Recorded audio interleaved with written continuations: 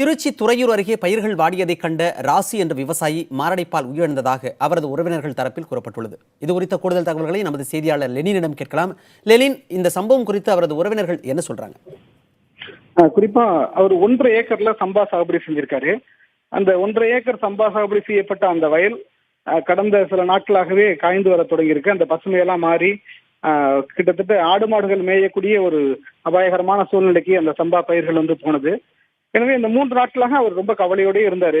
இன்று காலை அவர் வயலுக்கு போனவர் அங்கேயே மயங்கி விழுந்து வயல்லையே இறந்து கிடந்தார்.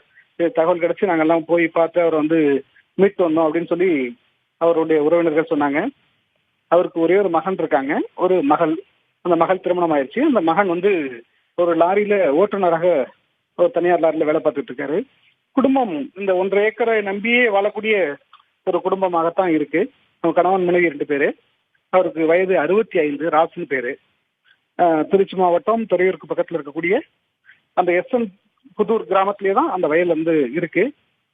குறிப்பா இந்த காவேரியில தண்ணீர் திறக்கும் போது தமிழகம் முழுவதும் ஒரு 16 லட்சம் ஏக்கர் சாகுபடி செய்யறதுக்கான வாய்ப்பு இருக்கு அப்படின்னு சொல்லி அமைச்சர் தெரிவித்திருந்தார். ஆனா திருச்சி மாவட்டத்தை பொறுத்தவரையில குறுவை சாகுபடி முற்றிலும் பொய்த்து போன நிலையில சம்பா சாகுபடியை பொறுத்தவரையில ஒரு 1600 ஏக்கர் மட்டும்தான் சாகுபடி செய்யப்பட்டதாக தெரியுது. அதுவும் ஆழ்துளை கிணறுகளை நம்பியே இந்த சாகுபடியானது நடந்திருக்கு. ஆழ்துளை கிணறுகளையும் தண்ணீர் வற்றி போனதால் இந்த வயல்கள் காய்ந்து போய் விவசாயிகள் மரணம் அடைவது என்பது ஒரு தொடர்கதையா இருக்கு. திருவரம்பூர் பக்கத்தில் இருக்கக்கூடிய மலைக்கோயில்ல கடந்த 2 வாரங்களுக்கு முன்பாக ஒருவர் பலியானார். அதே போல நேற்று லால்குடி செம்பரை ஊராட்சிக்கு உட்பட்ட பகுதியில அந்த விநாயகபுரம் பகுதியில லட்சுமி அப்படிங்கிறவங்க விஷம் அருந்தி தற்கொலை பண்ணிக்கிட்டாங்க. அவங்க ஒரு 2.5 ஏக்கர் சாகுபடி பண்ணியிருந்தாங்க, சம்பா சாகுபடி. அந்த வயல்ல நெல் விளைந்தாலும் விளையாவிட்டாலும் அந்த குத்தகைக்கு எடுத்த அந்த குத்தகைதாரருக்கு ஏக்கர் ஒன்றுக்கு 10 மூட்டை நெல் கொடுப்பதாகவும், அதே போல அந்த பம்பு செட்டர், அதாவது அந்த மின் மோட்டாரை, ஆழ்துளை கிணறுக்கான மோட்டாரை பயன்படுத்துவதற்கு ஊதியமாக 6 மூட்டை கொடுப்பதாகவும் ஒத்துக்கொண்டு தான் அவர்கள் அந்த 2.5 ஏக்கரை சாகுபடி பண்ணியிருந்தாங்க.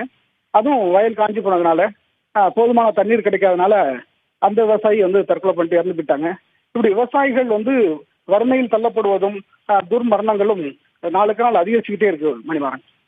லெனின், இந்த பயிர் வாடியதால இந்த ராசி என்கிற விவசாயி இறந்திருக்கிறாரு. இது சம்பந்தமா இந்த உறவினர்கள் சம்பந்தப்பட்ட துறை அதிகாரிகளிடம் தெரியப்படுத்திட்டாங்களா? அவங்க தரப்புல என்ன சொல்லப்படுது? இல்ல, இது மாரடைப்பான் மரணம் என்பதால் காவல் நிலையத்துல எந்த விதமான வழக்குகளும் இதுவரை பதிவு செய்யப்படல. அதே போல எந்த அதிகாரிகளும் சம்பவ இடத்திற்கு ஓடி பார்க்கக்கூடிய அந்த விவசாயியுடைய குடும்பத்தில் அவர்களுடைய வறுமை பற்றி விவரங்களை தெரிந்து கொள்வதற்கு, அந்த விவசாயத்தில் ஏற்பட்டிருக்கக்கூடிய பாதிப்புகள் குறித்து தெரிந்து கொள்வதற்கு எந்த அதிகாரியும் இதுவரை சேரல. அதே போல இவர்களும் யாரிடம் புகார் கொடுப்பது, இப்படி ஒரு மரணத்தை யாரிடம் தெரியப்படுத்துவது என்கின்ற தகவலும் அவர்களிடம் இல்லை. ஆனால் லால்குடி பக்கத்தில் இருக்கக்கூடிய அந்த விநாயகபுரத்துல லட்சுமி என்பவர் தற்கொலை செய்து கொண்டதால் காவல்துறையினர் உடனடியாக சம்பவ இடத்துக்கு போய் அங்க வழக்கு பதிவு பண்ணியிருக்காங்க, தற்கொலைன்னு வழக்கு பதிவு பண்ணியிருக்காங்க. அது குறித்து அவருடைய பிரேதத்தை உடல் ஒரு ஆய்வுக்காக அனுப்பி வச்சாங்க. அந்த பிரேதத்தை வாங்கி கொண்டு இன்று விவசாய சங்கத்தினர்களை சேர்ந்த PR பாண்டியன், புலியூர் நாகராஜன், ஐயா கண்ணு உள்ளிட்ட அந்த விவசாய சங்கங்கள், விவசாயிகளுக்காக போராடக்கூடிய அந்த பல்வேறு அமைப்புகளை சேர்ந்த தலைவர்கள் இன்னைக்கு லால்குடியில ஒரு பெரிய அளவுல அந்த ஊர்வலமாக அந்த அவருடைய பிரேத உடலை எடுத்துட்டு வந்தாங்க. சாலை மறியலையும் ஈடுபட்டாங்க. அது போன்ற ஒரு சம்பவம் அங்க ராசு விஷயத்துல இல்ல. மணிமார். லெனின், திருச்சி துறையூர் அருகே பயிர்கள் வாடியதைக் கண்ட ராசி என்ற விவசாயி மாரடைப்பால் மரணமடைந்திருக்கிறார். இது குறித்து நீங்கள் அளித்த விரிவான தகவல்களுக்கு நன்றி.